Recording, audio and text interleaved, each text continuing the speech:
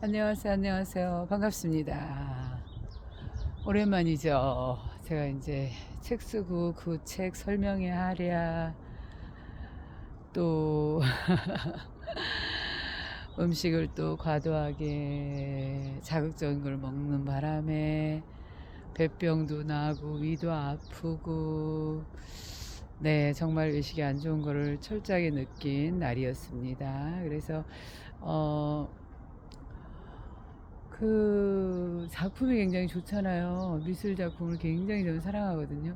사실 미술뿐만 아니라 예술 자체를 즐기는 성향을 타고 태어나서 문화, 그 다음에 음악, 그리고 작품, 그 미술들 다 좋아합니다. 그러다 보니까 얽힌 인연들이 공사다망하겠지요. 그래서 이번에 이제 이승 작가라는 분의 그 전시회가 있어서 거기를 이제 제가 좀 그림 너무 좋다 보니까 그림을 보는 그 행복이 너무 좋은 거예요. 근데 또 친구들이 다 오겠다지 뭐예요. 그래서 친구들도 데려가서 같이 보고 뭐 이러다 보니까 또 밥을 또 친구가 사주고 또 작가님도 사주고 저도 사주고 등등 하다 보니까 입은 즐거웠으나 그 몸이 이제 괴로운 이런 일이 생기는 거니까 느꼈습니다. 여러분들도 간급 조절, 적당한 조절하면서 하는 것이 가장 행복하다는 거를 이번에 이제 느꼈습니다. 그래서 다시 또 양평 그 꿀짜기에 홀로 사는 그런 삶이 저한테 맞다라고 저는 느꼈습니다.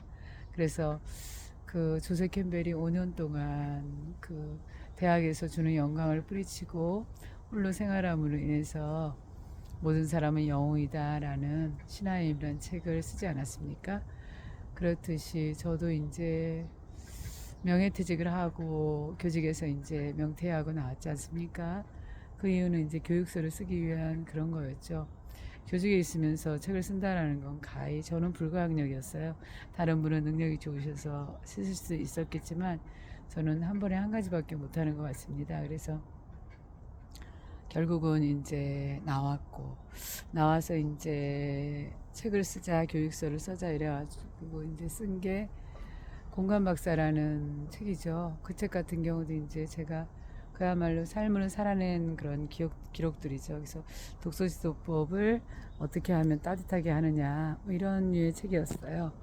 그래서 이제 굉장히 반응이 좋았지만 마케팅을 해야 되더라고요. 저는 몰랐는데 모르죠 제가. 그리고 출판사에서 해주겠다는 적이 있었으나 제가 이제 안 했을 뿐인 거고, 그 다음에 암 관련 책은 암 사라진 데 필요한 시간 딱 1년이란 책은 그래도 많이 판매량이 될 수밖에 없던 것이 요즘 이제 그 암 환자들이 워낙 많지 않습니까? 그래서 그 책 같은 경우는 아름아름 많이 팔려나가고, 또한 제 스스로가 그 책을 계기로 인해서 많이 그 선행을 했습니다. 그래서 암 환자들을 대상으로 공짜 강의도 여러 번 해드리고 또 그 전화도 많이 받아들이고 그러면서 동시대인으로서 해야 될 그런 역할에 대해서도 해드린 거죠. 사실은 뭐 다른 거 없죠. 뭘 바라고 한다는 것은 저는 그렇게 살지 않았거든요. 그래서 그런 도움을 줄 수 있어서 굉장히 행복한 책이었어요. 그래서 암 관련 책을 좀 더 보충을 해야 되겠다. 저는 자가치유력으로 나왔기 때문에 그런 생각이 들었지만 시간이 없는 관계로 마음대로 안 되지 않습니까, 인생이. 그래서 이제 세 번째 책이 바로 이별을 배우는 꼬마 철학자들의 이야기를 이제 쓴 거죠. 그래서 그걸 써서 이제 어제 그 작가 출판사에서 책을 그 안내해 줄 수 있는 책 설명회하고 베셀 제가 일기로 참여해서 이제 이 책이 이렇게 나왔기 때문에 베셀 2기를 어떻게 진행한다는 뭐 이런 자리가 마련되었는데 정말 감동이었습니다. 정말로 그 정혜자 언니라는 분이 계신데 그분 저하고 연분이 하나도 없어요. 친분이 하나도 없고 단지 한복을 만들면서 같이 만난 언니신데 그분이 그 줌으로 들어오셨어요. 그리고 끝까지 남아 계시면서 당신도 책을 쓰고 싶다는 얘기를 하시더라고요. 그래서 제가 쓰시라고 그랬죠. 왜냐하면 인생이 담겨 있잖아요. 그분의 책은 정말 진솔한 에세이 이런 게 나올 거니까 모든 사람들이 작가가 저는 될 수 있다고 생각을 합니다. 대신에 그 책을 통해서 더 열심히 잘 살려고 노력하신답니다. 그런 분들 같은 경우는 제 경험을 봐도 책을 내기 전하고 낸 후의 생활이 달라지죠. 책임지는 삶을 살게 되고 그런 좋은 점이 있는 것 같습니다. 그래서 죽음을 배우는 꼬마 철학자, 그러니까는 죽음이란 말은 너무 무겁다 그래가지고 이별로 바뀐 거예요.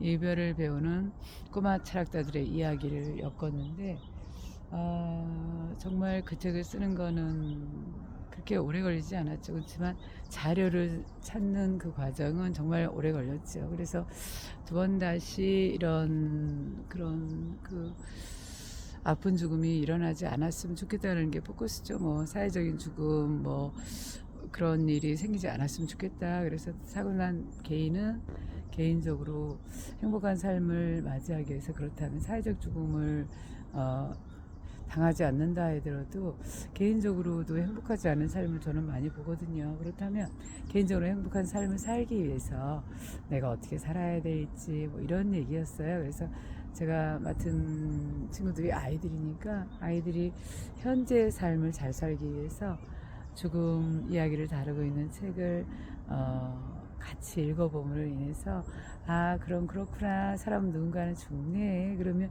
지금 현재 살고 있는 생활을 어떻게 살아야 될까, 이게 포커스였어요. 그래서 주제를 다 나눠가지고 죽음의 존재에 대해서 이제 알아보는 거죠. 그 다음에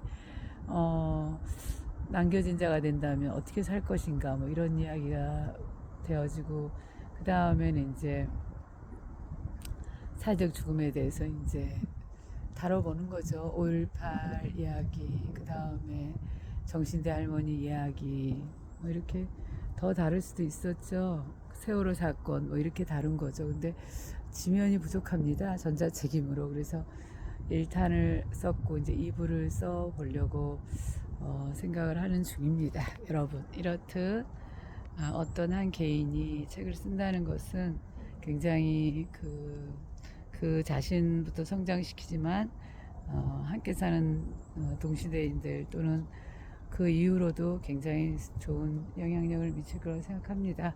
여러분들도 삶에서 생각되어지거나 또는 체험하거나 이런 조각조각들을 메모를 좀 해보시면 좋으실 것 같아요. 그러면 어느 순간 그 말이 나한테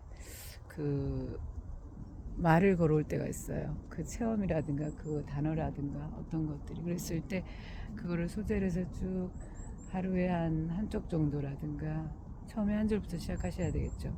그런 식으로 하다 보면은 분명히 당신의 에세이, 그분만의 그 독특한 색깔이 들어있는 그런 에세이를 쓸 수 있을 거라고 생각하고, 시도 물론이죠. 그렇게 다 되는 것 같습니다. 여러분의 오늘 응원하겠습니다. 들어주셔서 감사합니다. 수수한 수요일, 수려한 수요일, 수더분한 수요일 되시길 바라겠습니다. 감사합니다.